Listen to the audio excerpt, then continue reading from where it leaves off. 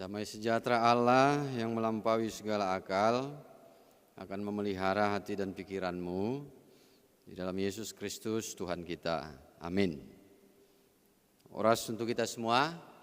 Ya, puji Tuhan Bapak Ibu Saudara-saudari, kita kembali bersekutu dan akan disapa oleh firman Tuhan di ibadah minggu kita pada sore hari ini, yaitu dari kitab Kolose pasal yang pertama ayat 15 sampai ayat yang ke-20. Saya akan bacakan untuk kita semua.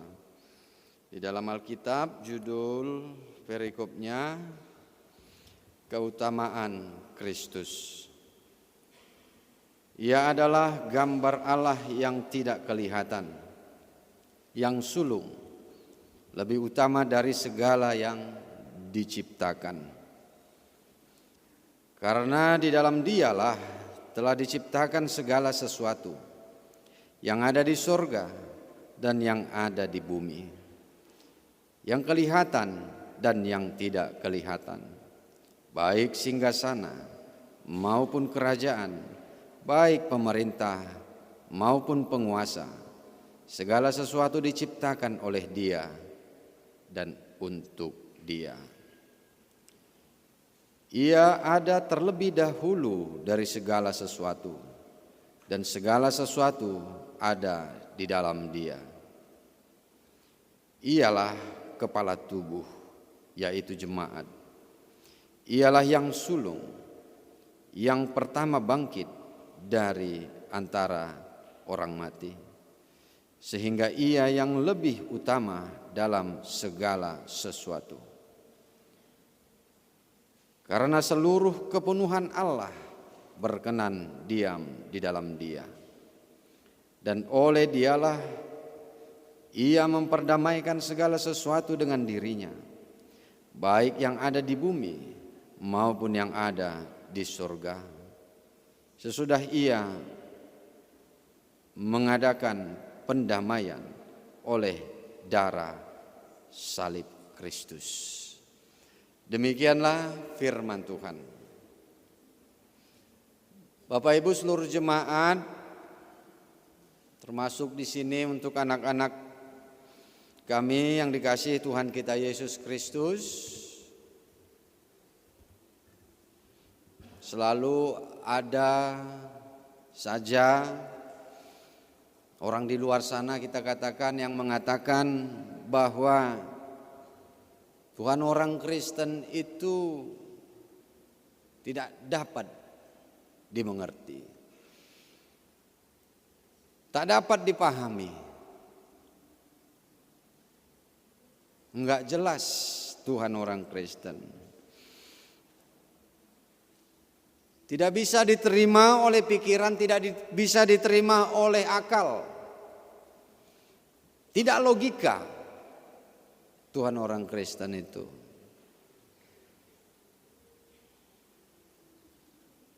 katanya Tuhannya satu, tapi tiga, tapi satu katanya. Itu saya kira kita juga pernah mendengar kalimat ataupun kata-kata yang diungkapkan seperti itu, sehingga mereka mengatakan bahwa Tuhan orang Kristen itu tidak dipahami, tidak bisa dipahami, tidak bisa dimengerti, tidak masuk akal, tidak logika.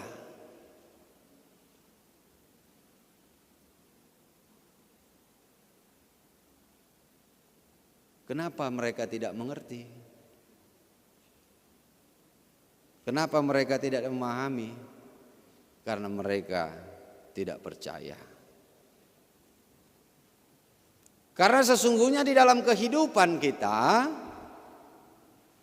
apa yang kita ketahui, apa yang kita lihat, apa yang kita dengar, bahkan yang kita alami sendiri di dalam kehidupan kita ini, banyak juga sesungguhnya yang tidak logis, yang tidak terterima oleh akal. Tetapi kita memahaminya, kita mengerti secara umum manusia. Contohnya saja ya, matahari, bulan, bintang, dari mana, mengapa itu ada? Apakah logika bisa menjawabnya? Tapi mereka yang mengatakan Tuhan Kristen itu bingung, mereka mengerti itu. Walaupun itu tadi tidak logika. Kenapa? Karena mereka percaya. Ya kalau versi mereka katakan ya itu kan Tuhan kami yang ciptakan. Karena mereka mengimani, karena mereka percaya. Sehingga mereka tidak bingung, sehingga mereka mengerti, memahami karena iman mereka.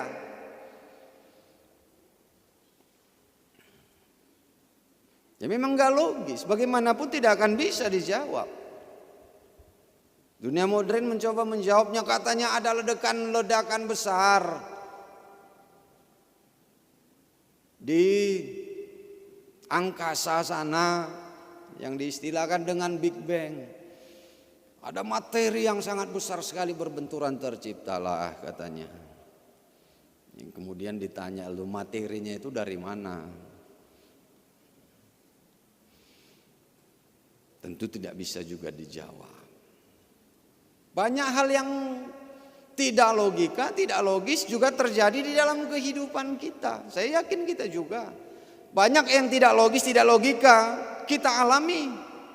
Tetapi dengan iman percaya kita mengatakan bahwa itu adalah pekerjaan Tuhan. Itu karya Tuhan di dalam kehidupan kita. Yang kita sebut, kita namakan dengan itu mukjizat. Kita mengerti, kita paham. Walaupun itu tadi tidak logis, tidak logika.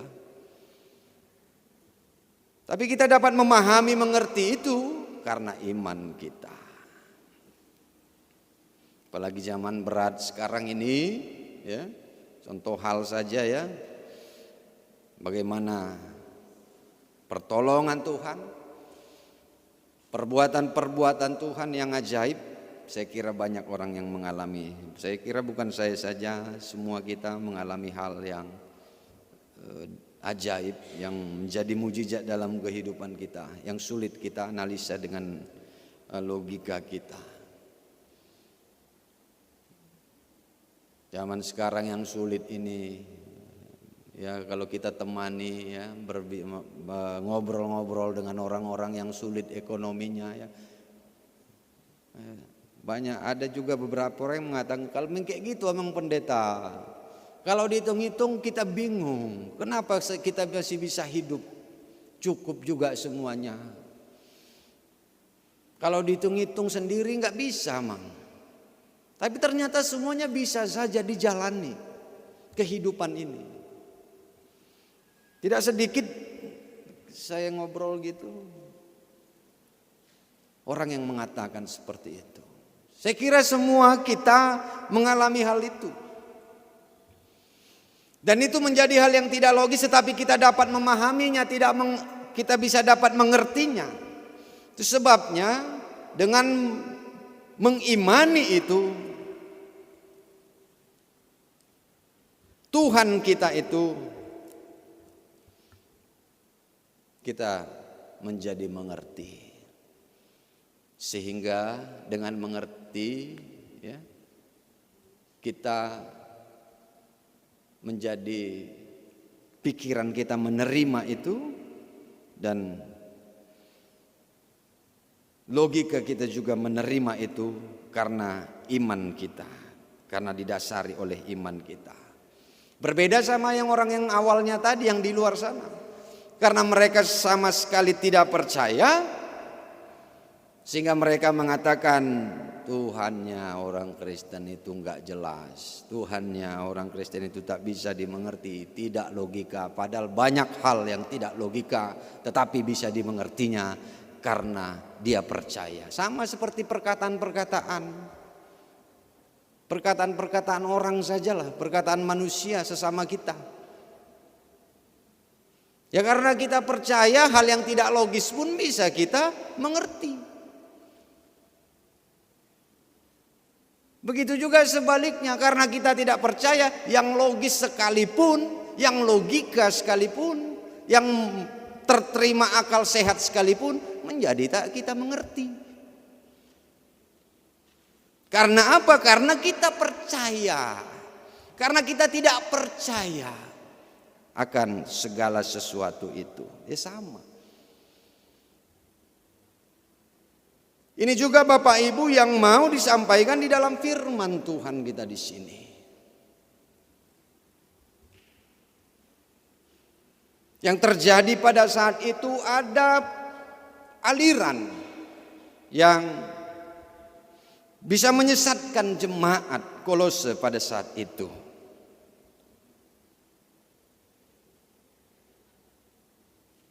Aliran itu merendahkan Tuhan Yesus Kristus. Tuhan Yesus itu manusia. Dia itu bukan Tuhan. Kira-kira seperti itu. Aliran filsafat gnostik yang berkembang pada saat itu, yang mengajarkan bahwa Tuhan Yesus itu bukan Tuhan, dia manusia. Dan ini yang mau dijelaskan oleh Rasul Paulus. Kesiapaan Tuhan Yesus di dalam firman Tuhan kita di sini. Tentu itu tidak benar. Artinya Rasul Paulus di sini bukan mau membela Tuhan. Tuhan tak perlu dibela. Kita yang perlu dibela oleh Tuhan. Tuhan tak butuh pembelaan dari manusia. Tetapi yang mau disampaikan oleh Rasul Paulus di sini adalah dia mau memberitahukan kebenaran yang sesungguhnya tentang Tuhan Yesus. Siapa Tuhan Yesus itu?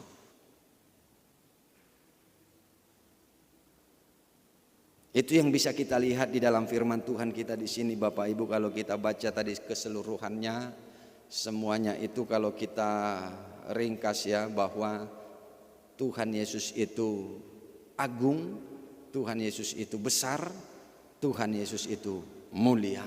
Bagaimana diawali dari ayat yang ke-15 dikatakan bahwa ia adalah gambar Allah yang tidak kelihatan.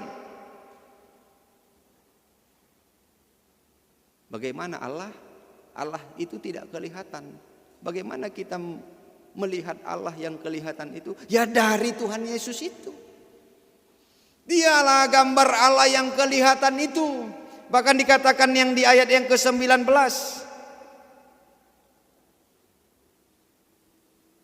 Karena seluruh kepenuhan Allah berkenan diam di dalam Dia. Seluruh kepenuhan Allah ada di dalam Yesus Kristus. Dan dialah Allah yang kelihatan itu.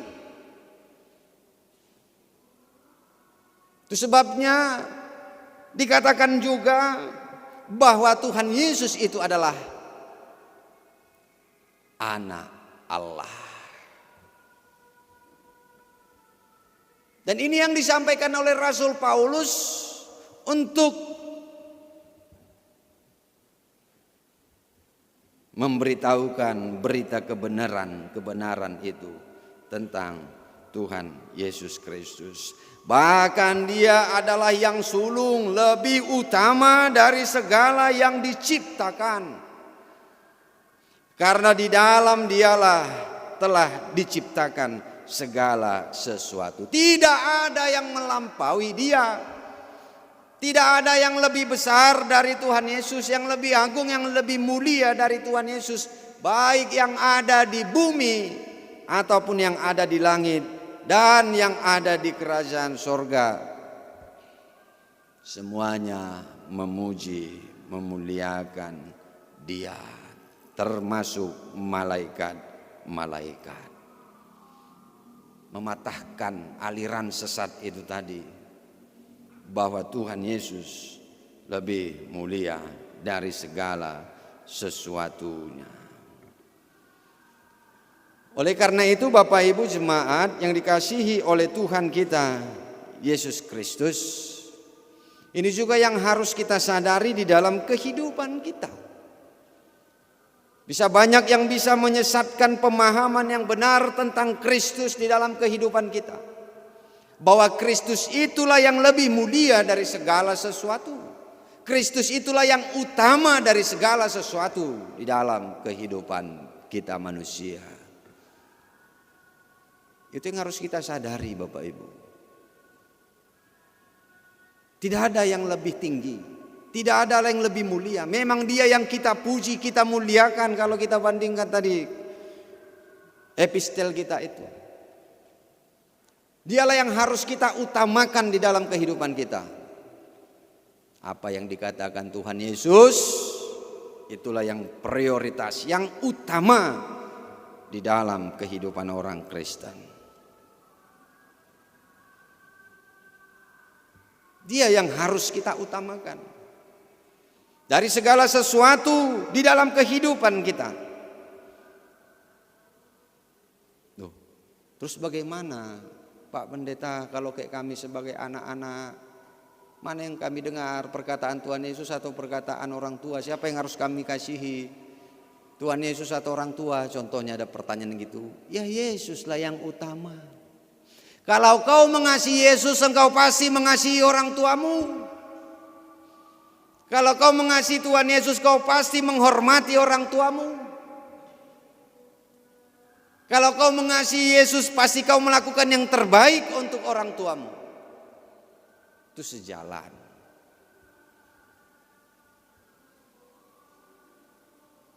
Terus bagaimana dalam kehidupan yang lain? Ini yang mau diingatkan melalui firman Tuhan kita di sini. Yesuslah yang kita utamakan di dalam kehidupan kita. Gerak kehidupan kita dipandu, dituntun oleh Tuhan Yesus Kristus. Apa yang diinginkan? Apa yang dikehendaki oleh Tuhan Yesus, tentu itu yang menjadi penggerak yang kita utamakan di dalam kehidupan kita ini. Karena Dialah yang layak untuk kita puji, kita muliakan di dalam kehidupan kita. Dan Bapak Ibu jemaat yang dikasihi oleh Tuhan kita Yesus Kristus, segala sesuatu diciptakan oleh Dia, dikatakan di dalam firman Tuhan kita di sini.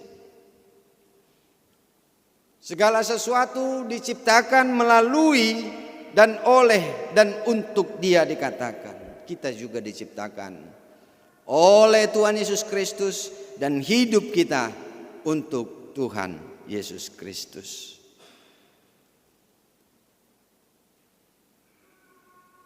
Tetapi kita banyak tidak melakukan itu.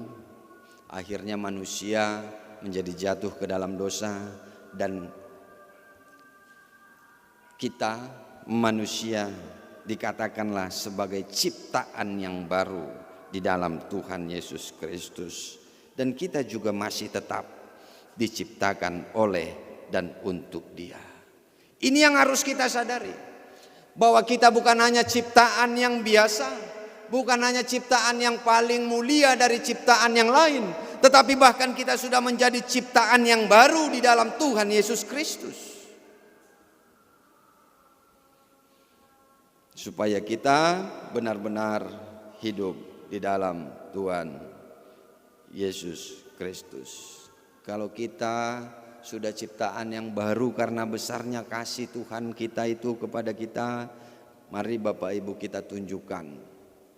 Jemaat seluruhnya, anak-anak kami juga di sini ya. Tunjukkan bahwa kita semua adalah ciptaan baru di dalam Tuhan kita Yesus Kristus. Karena besar kasih-Nya, Dia mengasihi kita. Karena itu kita tunjukkan kehidupan kita ini. Kita adalah orang yang dikasihi Tuhan. Kita adalah orang yang dekat kepada Tuhan. Kita berharga bagi Tuhan. Karena itu kita tunjukkan bahwa hidup kita ini berharga.